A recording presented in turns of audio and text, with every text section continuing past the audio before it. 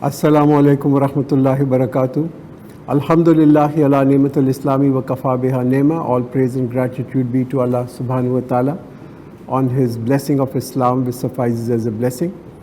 So welcome back, and we are at the 19th para. We've done half of 19th para. Inshallah, we'll complete it today. If you recall, we were at Surah Shura when we had done up to ayat number 122. So that's where we will begin, 123. Now, Shura literally means a poet, and that's the meaning of this ayah. And it's a Makkan surah. So we're going to do this, and then we're also going to start Surah Namal after this. So, A'udhu billahi minash shaitanir rajim, Bismillahir Rahmanir Rahim. Kazzabat Adunul Mursaleen. In the name of Allah, the most beneficent, the most merciful, the Ad denied the messengers. So now we're going to look at the story of Ad, where Hazrat Hud alayhi salam was sent in as a messenger. When their brother Hud said to them, "Do not fear Allah, I am a trustworthy messenger to you." So I think this is something that you will see often the messengers would be repeating to their own people, that I am committed for this cause, I am selfless, I am dedicated, this is not a business, there is nothing for me, there is no gain for me, this I am only doing because Allah has told me to convey the message. So fear Allah and obey me. I do not claim from you any reward for it. My reward is with none but the Lord of the worlds. So Hazrat Hud alayhi salam is saying over here is in the earlier ayat that just fear Allah. When you fear Allah, it frees you from all forms of slaveries. It frees you, people get free from the slavery of human beings. So all hopes and all tawakkul is only on Allah, only on Him. Neither be concerned about the blame, nor expect any return from people. You have to be selfless and committed for this cause. And the only motive that we need to have is that our reason for doing this is the good pleasure of Allah, the raza of Allah.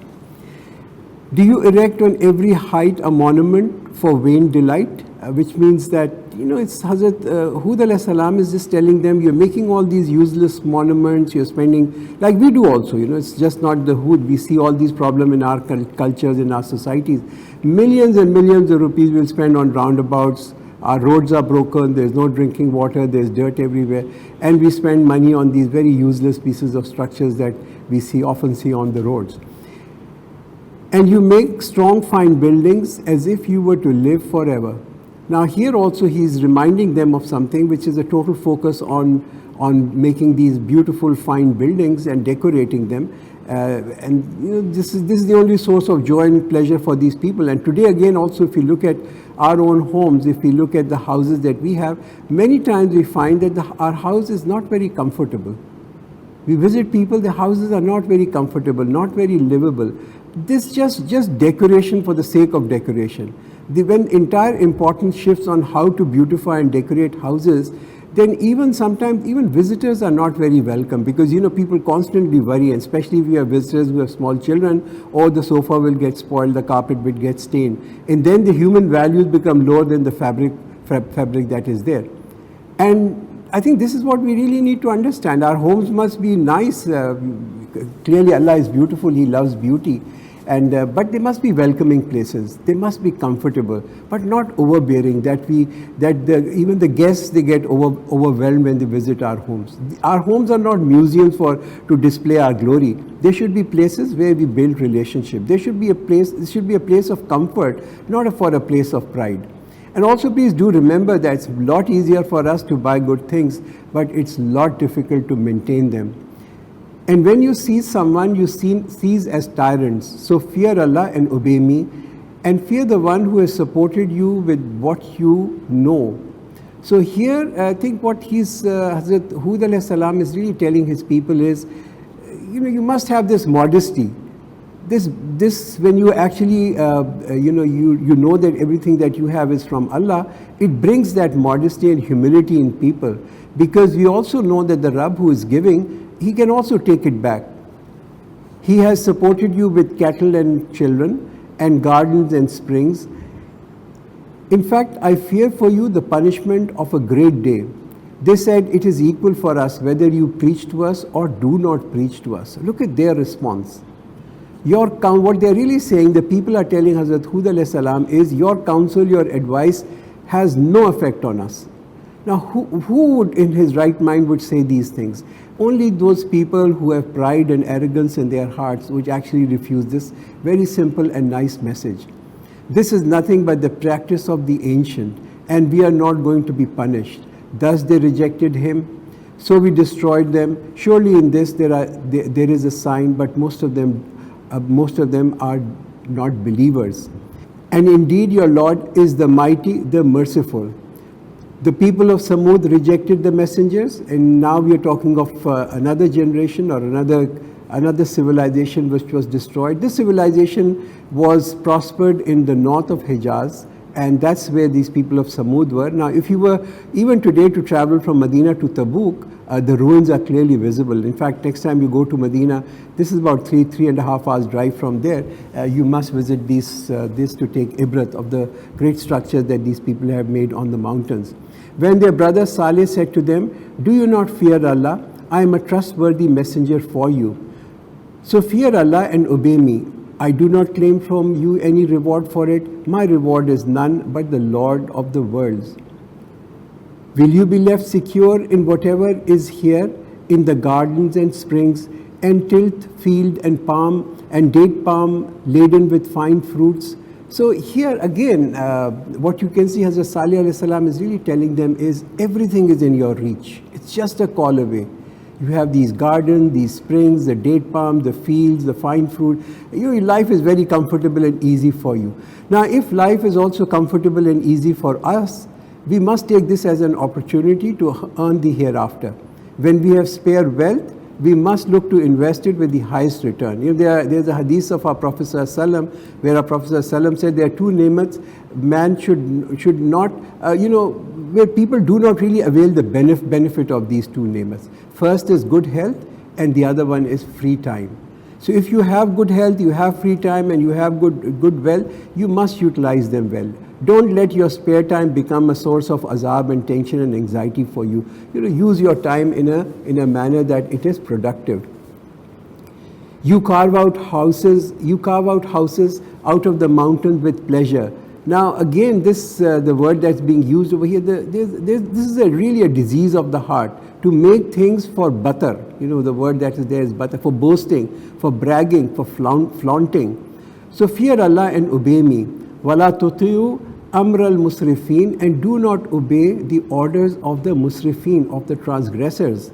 So don't follow the musrifin. Who are the musrifin? The extravagant, the big spender, the lavish and wasteful life. Like we hear and we read about this birthday party in one of the Muslim countries, I don't want to name it, but a Muslim ruler spent $14 million just on a concert, $30 million spent on his birthday party.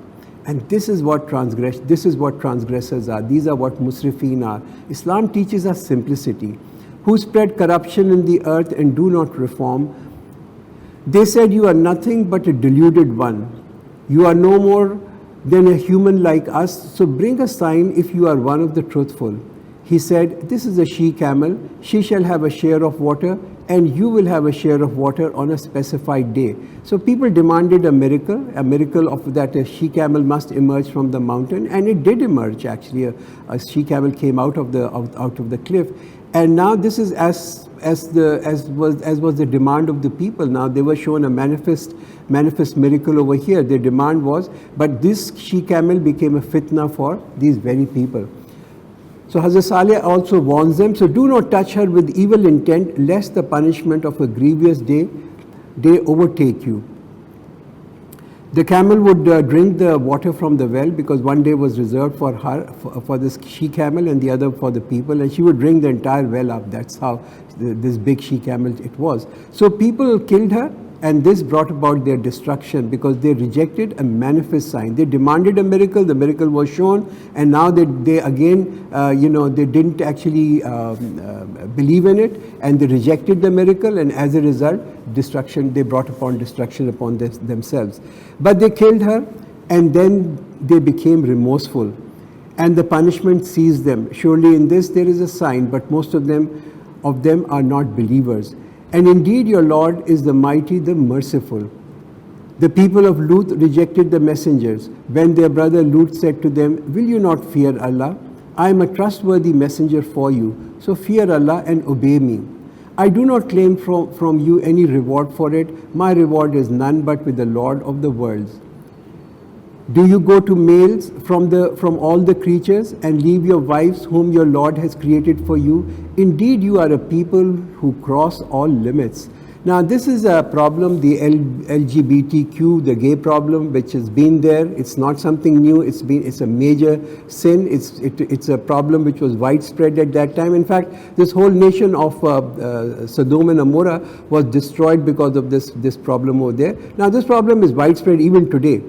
Now, this is not a lifestyle choice. It's a distorted behavior, and in many cases, this behavior is because it's cultivated.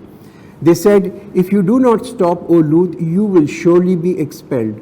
He said, surely I'm of those who hate your conduct. Now, I think you see what Hazrat Lut alayhi salam is telling them. He's not saying, I hate you. He's emphasizing on their conduct. It's your deeds. We don't hate people. Even now, when we talk about LGBTQR or whatever, we don't hate these people. Not at all. It is the act, it is this conduct which is hateful, and that's the conduct what we need to really be talking about. My Lord, save me and my family from what they do. I can imagine, or we all can imagine Hazrat Lut alayhi salam being a messenger of Allah, such a pure man, living with such people must have been a great azab for him. Anyone who is sensitive to his surroundings will find it exceedingly difficult to live amongst people who commit such act.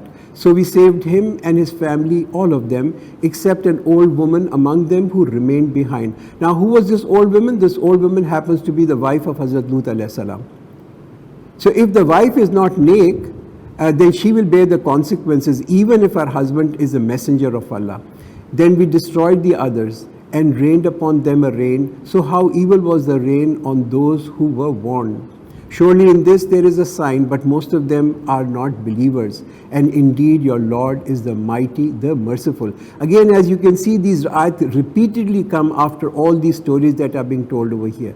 Now Allah, your Lord, your Rabb being mighty and merciful, for those who reject Allah, then Allah is Al-Aziz, He is the mighty. And for those who are obedient to Him, He is the Rahim, He is the merciful.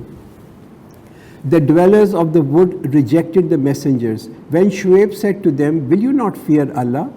Surely I am the trustworthy messenger for you. Trust me, that's what he's saying. All messengers come in with the same thing. Trust me, I know what I am saying. This is for your benefit. So fear Allah and obey me. Very simple message. All messengers have this very simple message. وَمَا أَسْأَلُكُمْ عَلَيْهِ مِنْ أَجْرٍ إِنْ أَجْرِيَ إِلَّا عَلَى رَبِّ الْعَالَمِينَ. And I do not claim from you any reward for it. My reward is with none but the Lord of the worlds. Again, this ayat repeatedly comes for all messengers. This is so important for us to understand why Allah subhanahu wa ta'ala is constantly repeating this ayat. So that it becomes very clear for us that when we are doing something for this deen, for Allah, we should not accept any worldly benefit or advantage or not have any expectations from people. Give full measure and do not be among those who give loss. Wazinu bil qistasi mustaqim, and weigh with an even balance. Now, in general term, this is any reduction, whatever it may be, whatever form it may be, a short weight, short measure, deception, misrepresentation would all be covered under this. Again, when we look at this problem in our own society, we see how widespread this is in our society. We have these spurious medicines, we have even these thelewalas. They would put a red cloth over their thela just to make the fruit appear healthy. And that's the big problem. People are trying to cheat each other in breathtaking ways. We see adulteration everywhere, from fuel to food. Everywhere things are adulterated. And people often use Islam to cheat people. They'll put Al-Hajj so-and-so, and then you have all these problems going on, behind the scene. And do not withhold goods of people, and do not spread disorder in the land as mischief makers. So lack of justice, that results in darkness. And the reason for sending all these messengers was to remove the darkness of injustice in the society. And be fearful of the one who created you and the former generations. They said, you are the one of the deluded ones. You are no more than a human like us, and in fact we consider you to be one of the liars. So they are telling the messengers, actually they are cheating. This is a new rule of honesty, and trust. This is something that they're saying, you are the one who's actually lying. The problem with people is that they want to be honest as long as it doesn't affect their profit. As long as they are making a gain, it's fine, they will be honest. But then they will cut corners, they will practice deception, they will do all sorts of things if they have a likelihood of a loss. So cause a piece of sky to fall down upon us if you are one of the truthful. Now, this is not a desirable dua. This is not a good dua. It's not adding any value. And I think even in a state of anger, people must be very careful that they're not asking for things which can actually cause grief to them later on. Often we see people in anger, they curse their children, they curse their relatives, they curse their friends, and say things which they actually do not mean. Now, there are times when people say this and then their dua gets immediately accepted. So be very careful in a state of anger. Now, this demand of people that cause the sky to fall down upon us, this demand was soon fulfilled because people were asking, and they were asking due to their own arrogance. He said, my Lord knows very well what you do. So Shuaib alayhi salam is saying, it is not for me to decide as to when this azab will come, when the sky will fall down. I have no power over it. When your sins reach to a point, then Allah will fulfill His promise. Thus they rejected him, so the punishment of the day of the canopy overtook them. Indeed, it was a punishment of the great day. So this azab of the canopy, the azab of a mushroom cloud, well, they say that for 7 days there was intense heat in city of Madian, intense heat for 7 days, and then a dark cloud appeared, and people began to rejoice that maybe some rain is now coming. But that day it was a day of firestorm. Surely in this there is a sign, but most of them do not believe. So these are not just stories. These are not just stories that Quran wants us to know. Look at the corruption of these past nations which led to their destruction, and then see whether these problems are there in our own lives and in our own societies. Now, if Allah can destroy an entire nation, He can do the same. He can bring the same end on people who are doing this. So if people individually transgress in these sins, then Allah can actually bring destruction on individual people also. And indeed your Lord is the mighty, the merciful, which means don't take these revelations lightly. This is a severe warning. And most surely this Quran is a revelation of the Lord of the worlds. The trusted spirit, which means Hazrat Jibreel alayhi salam, has descended with it. This is a precious kalam from the Rabb of the worlds, brought by Hazrat Jibreel alayhi salam with tremendous care, so that there is no pollution in this kalam.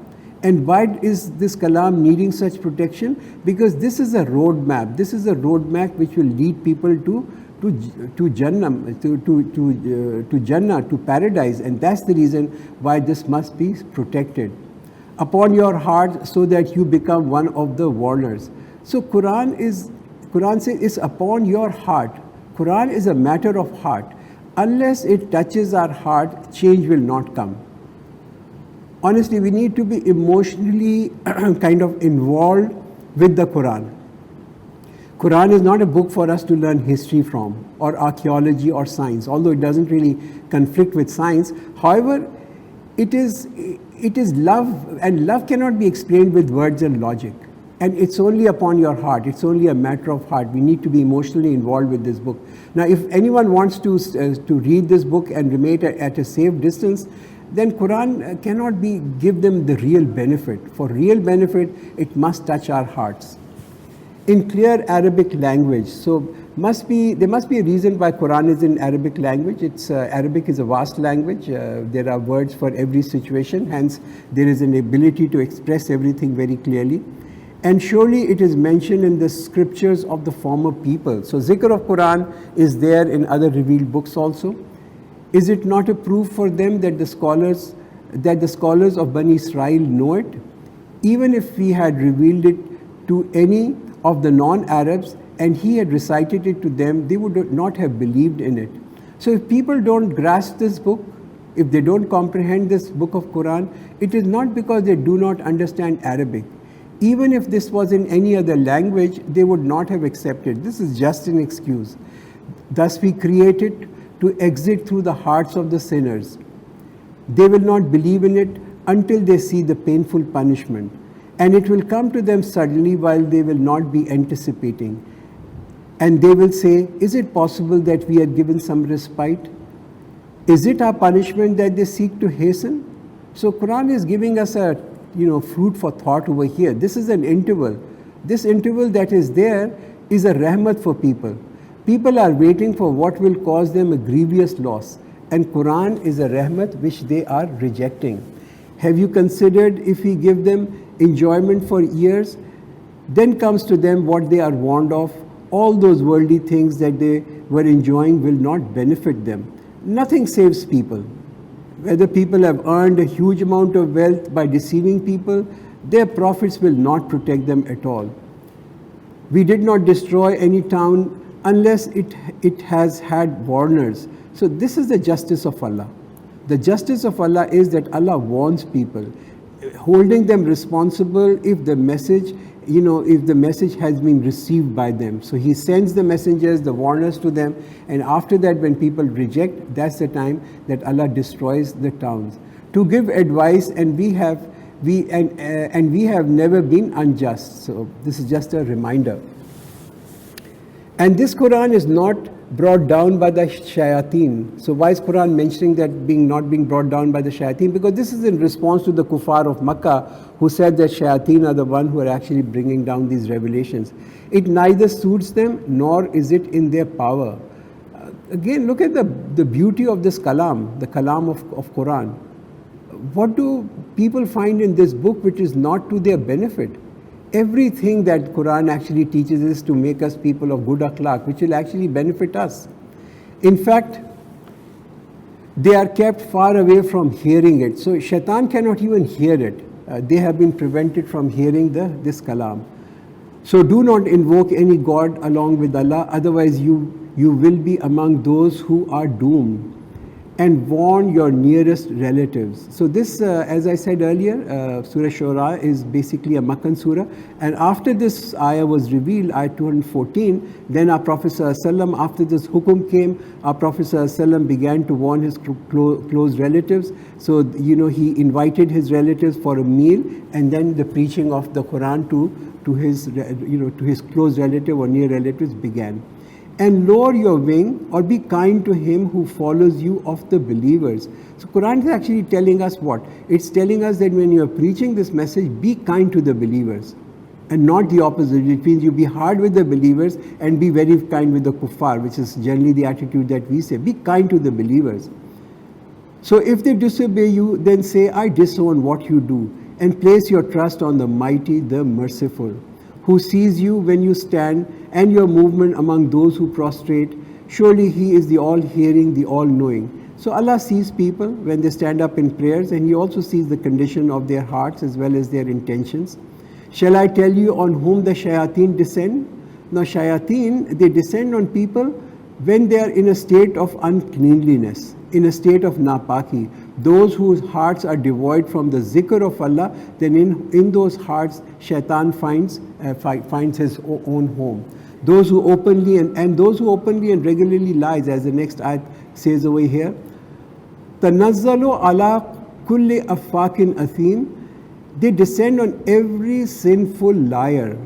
Now, if one thing I can tell people to leave, and if you leave, one thing if people leave, that will completely transform their lives. Just one thing, and that is lying. If people stop lying, they will completely transform their life. Easy to say, very difficult to do, to stop lying, but I think that's a real transformation and change that can be brought about. And they listen eagerly, and most of them are liars. So this is in reference to the Najumi and the fortune tellers who actually befriend the jinns and the shayateen, people who do horoscope and palm reading and all these things. They eagerly listen, and most of them are liars. Whatever they tell you about the future is just a lie. As for the poets, those who go astray follow them. So followers of the poet generally are not very righteous people, often exceed in the kalam, and often poetry is about about what? I mean, poetry is really mostly about beautiful women and wine. That's what poetry is all about. So Quran is not really putting poets in a very high esteem. Did you not see that they wander in every valley confused? And that they say what they do not do. So poetry has so much exaggeration in it, and that's what Quran is mentioning over here, that what they say, they really do not do that.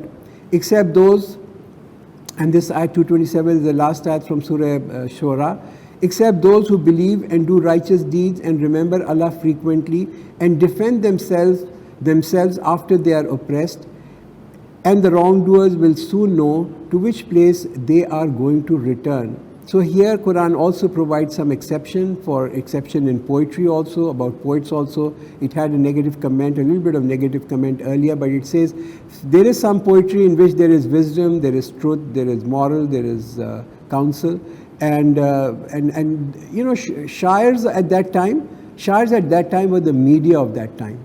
We don't have too many shairs right now, and there were some good shair also, like Hazrat Hassan bin Sabit Raziyallahu Anhu, who used to actually defend our Prophet Sallallahu in Islam, and he is remembered in good names. Now let's just begin with the next surah, which is Surah Naml, and this is again a Makkan surah. Naml actually means ant, which is a chuti, and in this we'll also look at the story of Queen of Sheba, and this is the only place in the Quran where the story is narrated. Bismillahir Rahmanir Rahim, in the name of Allah, the most beneficent, the most merciful. Twasin, tilka ayatul Qur'ani wa kitabim mubin. Twasin, which is huruf muqattat. These are the verses of Quran and a clear book. Clear book is a mubin book, a clear book. A book which makes clear the path, which path to follow. It actually provides its followers a very well lit path. And that's the reason why it's a Mubin Kitab, Kitabul Mubin, a clear book. Because what it makes clear for us is what is right and what is wrong. And it takes the fear of the unknown, because the darkness is lifted, and now that there is light, there is no fear of the unknown. A guidance and a good news for the believers. For those people who consider this to be a guide, it gives a good news. What is guidance actually? Guidance is to follow a guide, simply. That's guidance. The guide tells you, as long as we obey the commandments of the guide, we stay on the path. If the guide says turn right and we say no, we're going to turn left, then we are no longer guided. We are lost. Hence, what is very important for us to understand is that it is about complete obedience. That if we consider Quran to be a book of guidance for us, then we must truly follow it. It tells us to turn right, we turn right. It tells us to turn left, we turn left. And that's what complete obedience is, and that's what guidance is. Who establish salah and pay zakah, and they are sure of the hereafter. Establish zakah, it's not saying who says salah. It's not saying you who say prayers. Establishing means salah with jamaat. And the purpose of, and also remembering the purpose of prayer, which is aqimu salata li zikri, that the purpose of prayer is remembrance of Allah. As for those who do not believe in the hereafter, we have made their deeds look beautiful for them, so they wander blindly. These are the people who deserve the worst punishment and who are the ultimate losers in the hereafter. Those people who sin and do not seek repentance, it is impossible that they can lead a happy life. Sin itself is an azab. It's a great azab. It's a disease of the soul. Like infection is a disease of the body, and it causes all sorts of problems and physical pains here and there, right? Similarly, happiness, bliss, peace, tranquility, these are things which are very hard to define, and these are matters of the soul. And sin takes away these things. Sins will take away our happiness and bliss and tranquility. Unless these things are present in our life, our life cannot be peaceful. Indeed, you are made to receive the Quran from the all-wise, all-knowledgeable. So receiving here means with deep understanding. Our Prophet ﷺ not just taught the words of this book, but he also the implications and the meaning of this book. Remember when Moses said to his family, I have noticed a fire, I shall bring to you some news from it, or bring to you a live ember, so that you may warm yourselves. So after spending 8 years in self-exile, Hazrat Musa alayhi salam, along with his family, is returning back to Egypt, and he is in the valley of Tua. It's a dark night, it's a cold night, and he is there, and he looks and he sees a fire ahead of him. So when he came to it, he was called, "Blessed is the one who is in the fire and the one who is around it. And all praise be to Allah, the Lord of the worlds." Now this place where it is in Sinai Peninsula, Sinai Desert, there is a monastery which is called the St. Catherine Monastery. If you go to Egypt, you should actually travel. It takes a little while to reach there, but there is on the foothill of this Mount Sinai, there is a monastery, St. Catherine Monastery, and they say that there is a burning bush, and that's the place where Hazrat Musa alayhi salam witnessed all this event. I mean, I'm sure it must have been a kind of a very overwhelming occasion.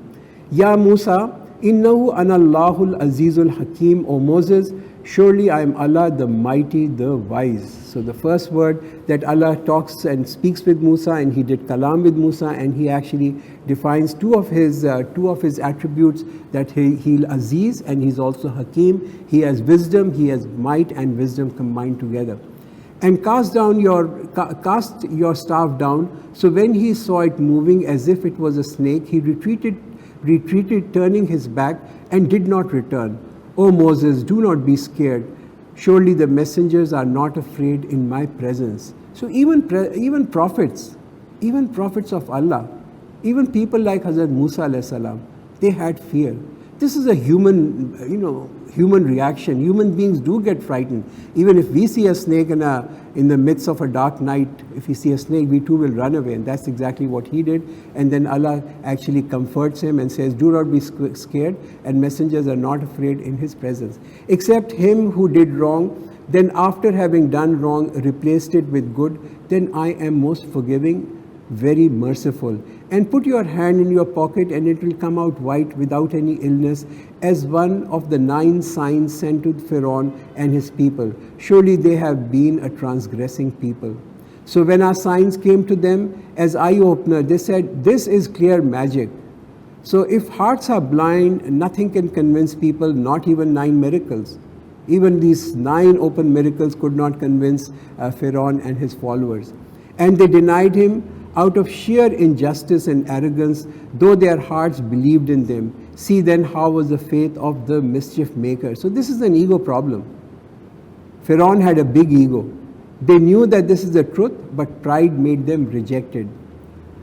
وَلَقَدْ آتَيْنَا دَاوُودَ وَسُلَيْمَانَ إِلْمًا وَقَالَ الْحَمْدُ لِلَّهِ الَّذِي فَضَّلَنَا عَلَى كَثِيرٍ مِّنْ عِبَادِهِ الْمُؤْمِنِينَ. And surely we gave knowledge to Dawood and Suleiman, and both of them said, praise belongs to Allah, who has favored us above many of his believing servants. So when you get something really great, even great knowledge, you know whom to do. You need to actually thank Allah, because this is where everything is coming to us, even all knowledge that's coming to us from. And Suleiman was Dawood's heir, and said, O people, we have been taught the speech of birds, and all sorts of things are given to us. Indeed, this is an evident grace. And mustered for Suleiman were his forces from among the jinn and the humans and the birds. So they were all kept in order and ranks. All creatures were under the control of Hazrat Suleiman alayhi salam, and they would travel with him with great discipline. Until when they reached the valley of the ants, one of the ants said, O ant, enter your dwelling, lest Suleiman and his armies crush you unknowingly. So here we have a speaking ant. So this speaking ant is actually, she's warning her clan about the approaching army of Suleiman. So he smiled, laughing at her speech, and said, My Lord, enable me to become grateful to your favor that you bestowed on me and on my parents, and that I shall do all good deeds that please you, and make me enter with your mercy among the righteous servants. So Allah gave this special knowledge to Hazrat Suleiman alayhi salam, the great favor. He could understand what these creatures and animals and ants were talking, and hence he does shukr. And what is shukr? He's saying that, you gave me, and I become grateful for your favor that you bestowed on me and my parent, and I shall do good deeds that please you. So shukr of anything that you get, the shukr is to do deeds that please Allah. And he inspected the birds and said, How is it with me that I do not see the hudhud, the hoopy? Or is it that he is among the absent? So hoopy is a small bird, but Hazrat Suleiman alayhi salam is very observant. He's a leader, he's a king, he's a messenger, and he's very observant, and he found that the hoopy was missing. So see how well organized he was. See how well disciplined he was. I'll punish him with a severe punishment or slaughter him unless he brings to me a clear reason. Now when we are doing a teamwork, when we are working in a team, all team members are equally important and very important. Absence of one of them can really cause the whole mission to fail. No one is insignificant in collective work. So if people choose to be part of a team which is working for a cause, then they need to be obedient. Then the Hupi was not long in coming and said, I have discovered which you have not. I have brought to you a confirmed news from Saba, which is Sheba. So Hazrat Suleiman had all knowledge. He was a messenger of Allah and Allah had given him special knowledge. Yet there were certain things that he did not know. And this bird knew. And this bird actually reminds Hazrat Suleiman alayhi salam, that there's something that you do not know that I know. I have found a woman ruling over them, and she has been given abundance of everything, and she has a great throne. So the majesty of this throne at that time was reflected in the power and the wealth, and it was a symbol of honor at that time. How great your throne is. I have found her and her people prostrate themselves to the sun instead of Allah, and the shaitan has made beautified their deeds for them and has prevented them from the way, so they do not take the right way. That is, they do not prostrate to Allah, who brings forth what is hidden in the heavens and the earth, and who knows whatever you conceal and whatever you reveal. Allah, there is no God but He, the Lord of the great thrones. He said, which means Hazrat Suleiman said, we shall see whether you have told the truth or you are one of the liars. So Hazrat Suleiman alayhi salam doesn't jump to conclusion. He hears what the Hupi has said. He looks at all the options. And Hazrat Suleiman is known for his wisdom. The Solomon wisdom is known all over the world. He's known for his wisdom. So he's thinking it through, and he actually now, gives an instruction. Go with this letter of mine and deliver it to them, then turn back from them and see how they react. She said, O chief, surely an honorable letter has arrived to me. So now we are talking of Queen of Sheba. She gets this letter, this bird, small bird, the Hupi comes in and drops this letter. The letter has reached the Malka. The Malka reads this letter and she calls a cabinet meeting. She didn't really throw away the message. She said, this is a small bird just bringing a message. She doesn't throw it away. She focuses on the content. She's not focused on the messenger. She's focused on the message. And this is where you find, unlike the Pharaoh refused the message. Why? Because of his pride. Because of pride. Both were mushrik. Pharaoh was a mushrik. The Queen Sheba was a mushrik. One got guided and the other one was perished and was destroyed. Why? The difference is their attitude towards the truth. One was arrogant and one looked at, read the message and thought it through. It is from Suleiman, and it is with the name of Allah, the Beneficent, the Merciful. So apparently the letter that was sent by Suleiman alayhi salam began with Bismillahir Rahmanir Rahim. Now this is the adab. This is adab. Adab is so important. It's a sign of guidance to have power and etiquettes. This is the etiquettes that Suleiman is displaying. He begins everything in the name of Allah, the Beneficent, the Merciful. And this is a sign of a very noble spirit. Do not rebel against me and come to me in submission. She said, O chiefs, advise me in my matter. I am not the one who decides a matter absolutely unless you are present with me. So here again the leadership style of Queen of Sheba is being taught to us. She's consulting with her cabinet. She has consensus. She's taking their opinion, and then she's going to take a decision. They said, we are powerful and tough fighters, and the decision lies with you. So consider what command you should give. So what the leaders or his cabinet people are saying, we have the ability to undertake war. But they gave Queen of Sheba the confidence. Our strength, we have strength, but the decision is yours. She said, in fact, when the kings enter a town, they put it to disorder. They put its honorable citizens to disgrace, and this is how they normally do. You can see that Queen of Sheba is no ordinary queen. She's a very bright woman. She does an excellent analysis. She looks at the downside of what the decision, if she goes for war, what is the downside? She's unruffled by this. She knows she's powerful.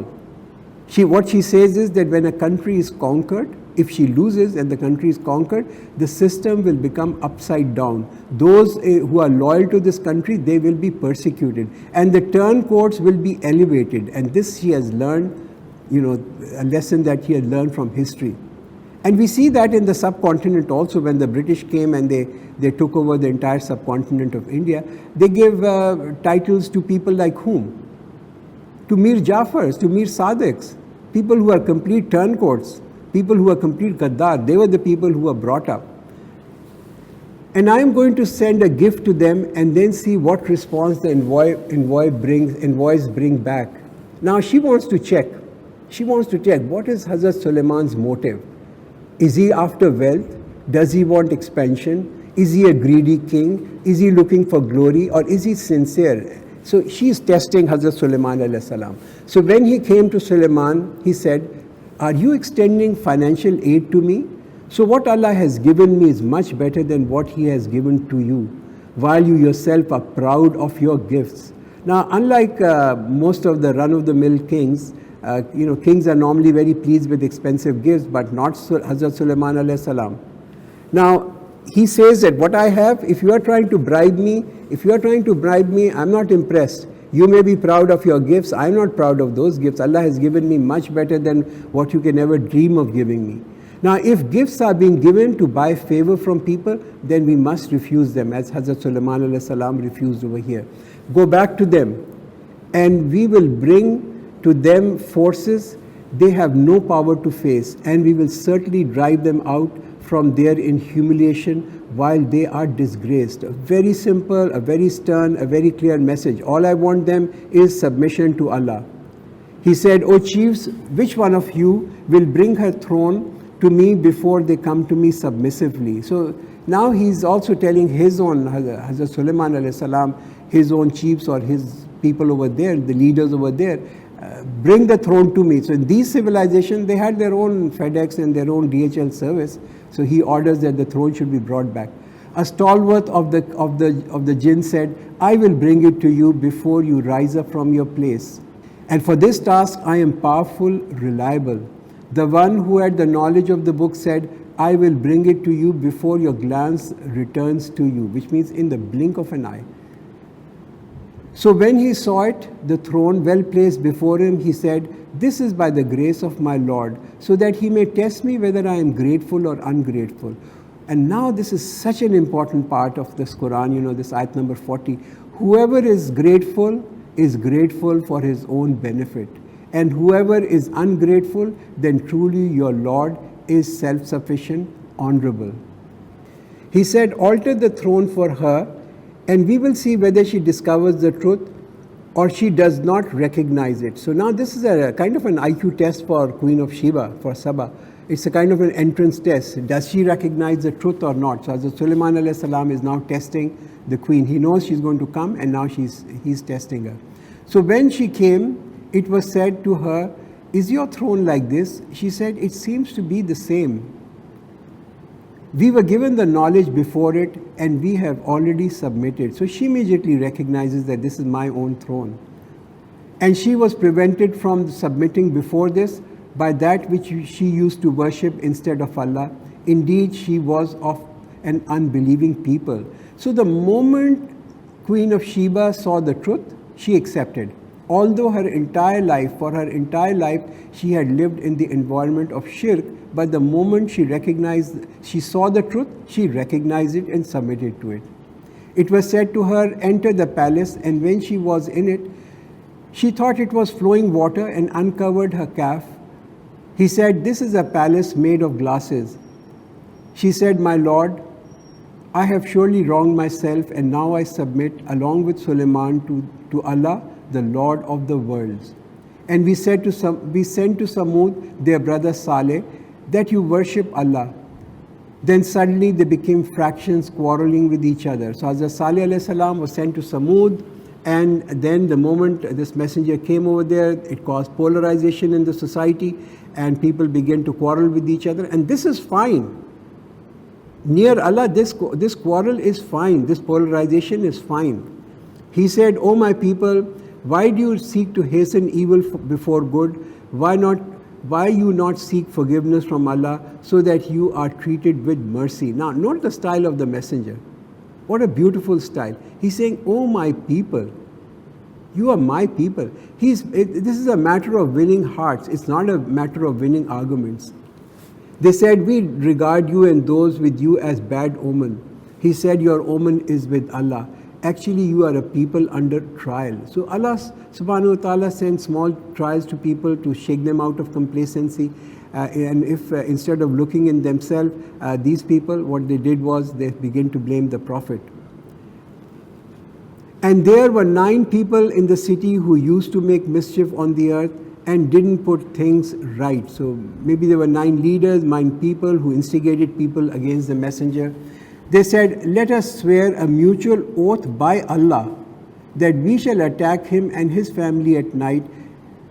Then we'll say to his heirs, we did not witness the destruction of his family and we are really truthful." So now, in the name of Allah, they're planning all this. They're planning something which is so terrible, killing the messenger, destroying his family, and they're doing it in the name of Allah. Thus they devised a plan, and we devised a plan while they were not aware. So don't be concerned about falsehood. Falsehood is bound to vanish. As long as we are on the truth, leave it on Allah. He is the best of the planners. So look how was the faith of their plan, and then we annihilated them and their people all together. So people punished. Why? Because they followed the wrong leader. Even the silent spectators were punished. So let your voice be heard. In your homes, in your society, in your country, let your voices be heard. Do not be a silent spectator. Now those are their houses lying empty because of their transgression. Surely in this there are signs for a people who have knowledge. So the ruins are visible for people to take ibrat. And we saved those who believed and those who used to be God-fearing. And Lut, when he said to his people, "Do you commit the shameful act while you see?" So the story of Hazrat Lut alayhi salam, Sodom and Amorah, moral corruption in its worst form is described over here. "Is it that you really come to men lustfully instead of women? No, you are a people committing acts of ignorance." So the answer of his people was nothing but that they said, "Expel the family of Lut from your town. They are people who claim purity." So we saved him and his family except his wife. We destined her to remain among those who stayed behind, and we rained on them a rain, so evil was the rain upon them who were warned. قُلِ الْحَمْدُ لِلَّهِ وَالسَّلَامُ عَلَىٰ عِبَادِهِ الَّذِي نَصْطَفَىٰ اللَّهُ خَيْرٌ أَمَّا يُشْرِكُونَ. Say, praise belongs to Allah, and peace be upon those of his servants whom he has chosen. Is Allah better or that which they associate? So this last ayat that we are doing upon is praising Allah and those people who follow those the path that Allah has laid for them. Now Tawheed is really a way of life. It's not just a set of belief, it's not just a dogma, it's just not an aqidah. If we accept Allah, then we accept His commandments and we are fully obedient. That is what Tawheed is. If we are obedient in some commandments and disobedient in the other, then that's not Tawheed. That's not Tawheed. It's a way of life. It's being obedient to the commandments of Allah. So Barakallahu lana wa lakum fil Quran al-Azim wa nafana wa iyyakum bil ayati wa zikril hakim.